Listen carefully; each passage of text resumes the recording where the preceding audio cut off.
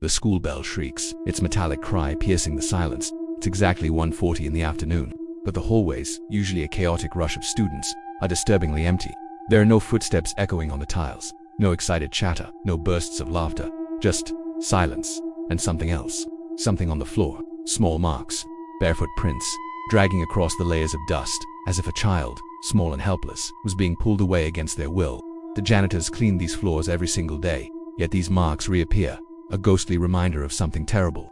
Teachers, veterans who have walked these halls for decades, exchanged nervous glances. They whisper stories of how the old bell rings on its own some days.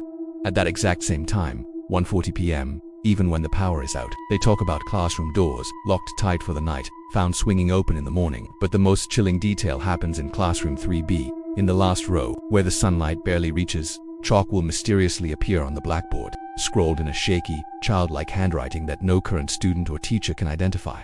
Are letters, sometimes a name, sometimes just a single, desperate word. Home.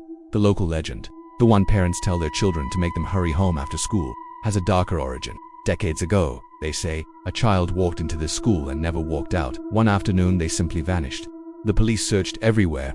Every classroom, every closet, every dark corner of the sprawling old building was turned upside down, but no trace of the child was ever found. No body, no answers. The case went cold, a permanent scar on the town's memory. Only one thing from that day truly remained: the bell, the same bell that rings today, a sentinel marking a moment frozen in time. And a question that seems to drift through the empty halls on the late afternoon breeze. A whisper that sounds almost like a child's voice. Who was that little one? Who is this mysterious child whose spirit, lost and alone, still wanders these halls, forever searching for a way back home?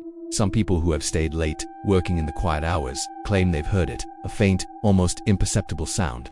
The soft patter of small, bare feet running down the corridor, a giggle that turns into a sob, a single mournful cry carried on the wind. They've felt a sudden cold spot in a warm room, the feeling of being watched by unseen eyes. One teacher, a young skeptic who laughed at the stories, was marking papers late one evening in classroom 3B. He heard a soft tapping on the window. Thinking it was a tree branch, he ignored it. The tapping grew more insistent. When he finally looked up, he saw a small handprint pressed against the glass from the outside, on the second floor. It was there for a second, then it was gone. He packed his bag and never stayed late again. The school has tried to modernize. They've replaced the old wooden desks, painted over the fading walls, and even considered replacing the old bell system. But every attempt has been met with strange malfunctions. New electronic bells would short-circuit. Fresh paint would peel in strange patterns, sometimes resembling small figures. It's as if the building itself, or the entity within it, refuses to let go of the past. The story has become a part of the school's identity, a ghost story that is all too real for those who experience it. Students dare each other to stay after the final bell, to see if they can catch a glimpse of the ghostly child. Most run out laughing, their bravery failing them as the sun sets and the shadows in the hallways grow longer and deeper. But a few have claimed to see something, a flicker of movement at the end of a long hallway, a small silhouette standing in a darkened classroom doorway, just for an instant, before vanishing into thin air. They describe a feeling of profound sadness, a longing so intense it's almost suffocating. It's not a malevolent spirit, they say. It's just lost. So, if you ever find yourself walking past this old school late at night, and you hear the sudden, sharp ring of a bell at an impossible hour, just keep walking.